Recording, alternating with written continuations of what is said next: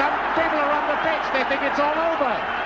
It is now. 1966 وفي بلد الكينج شيرلوك هولمز كاس العالم بيتسرق. الكاس نفسه بالسرقه دي بيتكتب بدايه لواحده من اغرب نسخ كاس العالم في تاريخها. بطوله بدات بفضيحه وانتهت بفضيحه، واللي حصل بين الفضيحتين يستاهل وقتك. قبل ما نبدا شرفنا بالاشتراك في القناه واعمل لايك وفعل الجرس عشان يوصلك كل جديد، ويلا بينا. برنامج لطيف خالد عاطف، برنامج لطيف يقدم خالد عاطف، برنامج اسمه لسه مش عارف صراحة.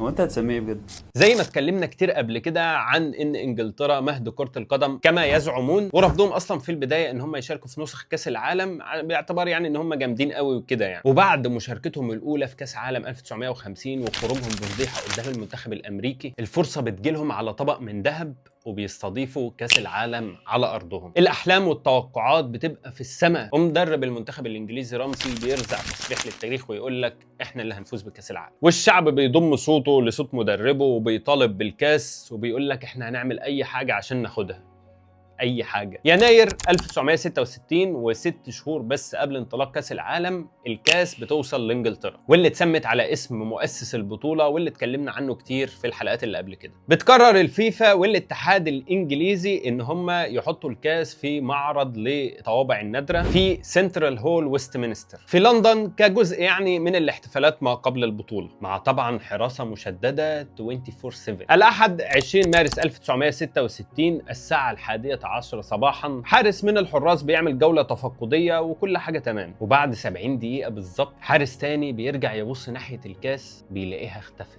دي إهانة يا مدحت. لا دي موزة يا فندم. لا دي إهانة يا مدحت إنه يسرق الكاس ويحط لنا مكانه موزة. دي فيها إسقاط طبعا، بس أنت عشان مؤدب تلاقيك مش فاهم.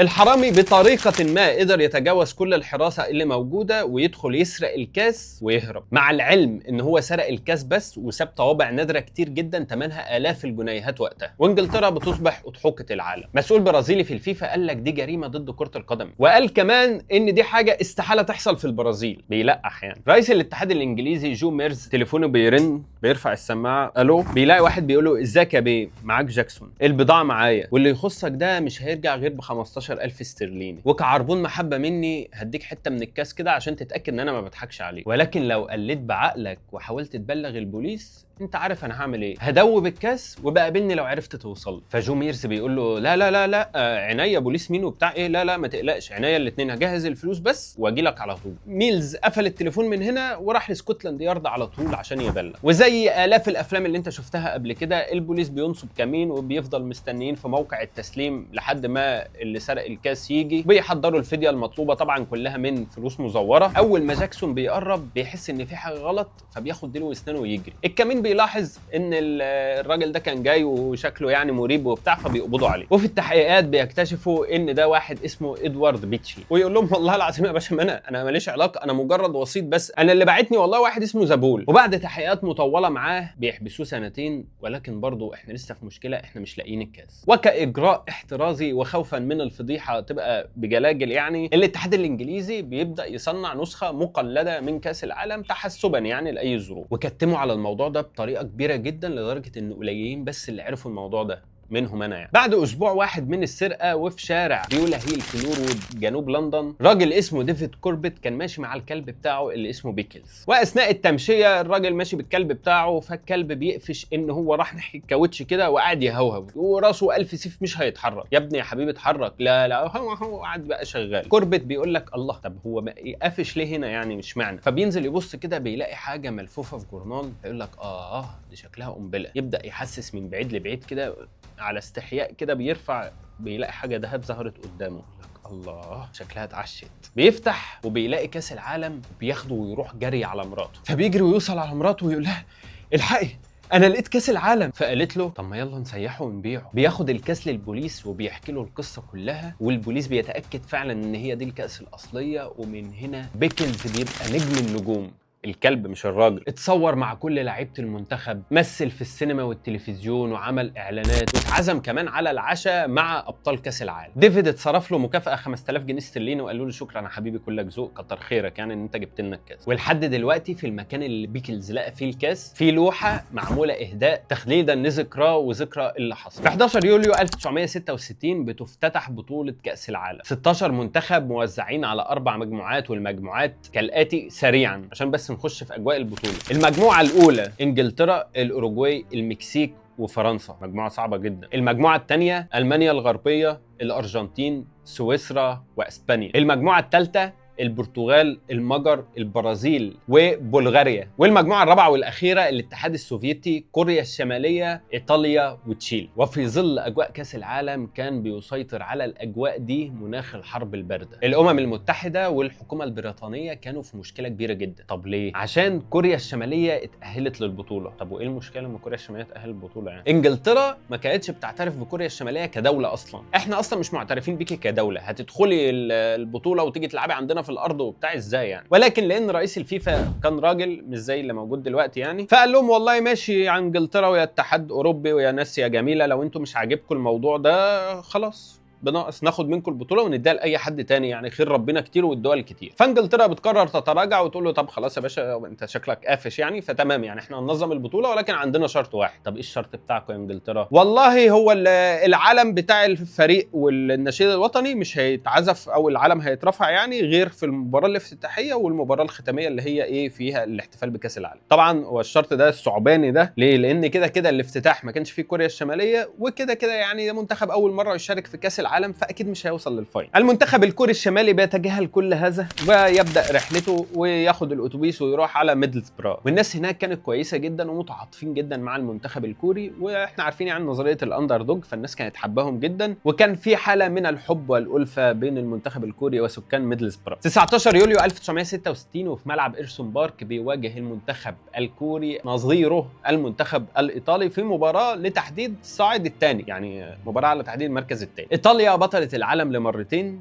بتواجه منتخب اول مره بيشارك في البطوله، وطبعا كان كل التوقعات محسومه للمنتخب الايطالي، ولكن قائد المنتخب الايطالي بولجاريلي بيتصاب، مش عارف هو اسمه بولجاريلي كده صح ولا لا، المهم يعني بيتصاب وبيخرج في اول نص ساعه عشان ايطاليا تكمل باقي الماتش ناقص لاعب. احنا عارفين القوانين وقتها ما كانش فيه تبديلات، اللي بيحصل اي مشكله بتحصل يعني بيطلب ويخرج وخلاص. هم ال11 اللي بيبداوا هم ال11 اللي بينهوا الماتش. وفي الدقيقه 42 اللاعب الكبير باجدو ايك وتسديده يمينيه بيحرز الهدف الاول للمنتخب الكوري عشان ينفجر الملعب. المعلق في BBC قال كوريا الشماليه في المقدمه يا له من احساس. انا مش عارف هو قال كده ليه واصلا ليه هي ذكرت، بس قلت اقولها لكم يعني وخلاص. ايطاليا نزلت الشوط الثاني هجوم جنوني مش رحمه، يمين شمال وفوق وتحت، ولكن الحارس ليه قلب فيها عصام الحضري 2009 وشال كل الكور عشان تنتهي المباراه بفوز المنتخب الكوري وتوديع ايطاليا البطوله من الدور الاول. خروج ايطاليا من الدور الاول ما كانش المفاجاه الوحيده في هذه البطوله الغريبه، ولكن كمان حامل لقب البطوله في اخر نسختين منتخب البرازيل هو كمان بيودع من دور المجموعات. البرازيل كانت جايه على اساس بتلعب تيكي تاكا وسامبا واويه والكلام الجميل ده، ولكن لقت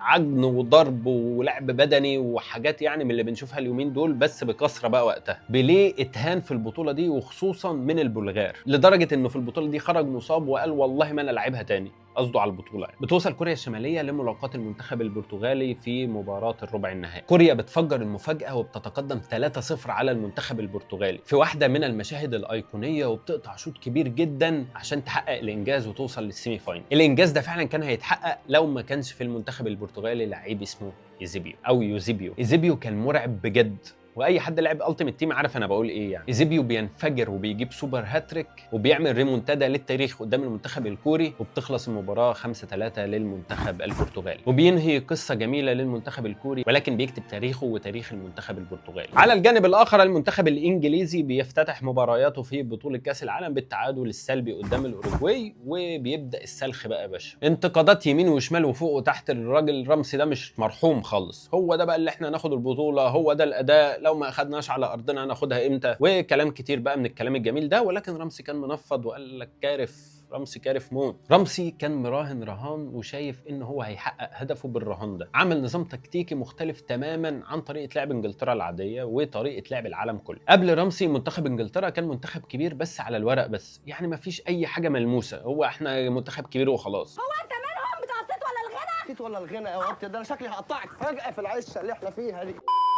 رمسي ما كانش بيحب الشو، هو راجل بيحب الواقعيه وعايز يكسب ويعمل تاريخ للمنتخب الانجليزي، فبيطور طريقه لعب تنفع الفكر ده، احنا مش هنقلد وخلاص. وفهم كمان الفريق اللي عنده كويس، قوته الحقيقيه مش في الاجنحه الكلاسيكيه لكن في التنظيم والانضباط والقوه البدنيه والقدره على السيطره على نص الملعب. فبدل ما يعتمد على جناح بيقعد يجري درجن من على الخط ويعمل عرضيه وخلاص، لا، ضغط اللعب كله لجوه وخلى الفريق اقرب لبعضه وضيق المسافات. قرر ان هو يسيطر على نص الملعب ويخترق من العمق وكمان يقلل خطوره المنافسين. ادى حريه حركيه كبيره للعيبه ولا مركزيه، وده خلى فهم وقرايه وتوقع طريقه لعب انجلترا صعبه جدا على المنافسين في الوقت ده. والحريه دي قدرت تبرز نجم كبير زي بوبي تشارلتون اللي استفاد جدا من الموضوع ده، وكان هو حلقه الربط ما بين لعيبه نص الملعب ولاعيبه الهجوم. وكمان قدر يتحرر من الرقابه وطلع احسن ما عنده في البطوله دي. بوبي تشارلتون اللي كان احد الناجيين من كارثه ميونخ واللي راح ضحيتها 8 من زمايله. وطبعا بالاسلوب اللي اتبعه رمسي ده ما كانش المنتخب ممتع نهائيا، ولكنه زي ما قلنا منضبط وبيأدي الغرض. من الاخر يعني منتخب يخنقك ويكفرك في عيشتك، ولكن مع جوده رهيبه في الخط الهجومي وفي التحولات الهجوميه. الجرايد لقبت الاسلوب ده بالوينجلس واندرز. ولكن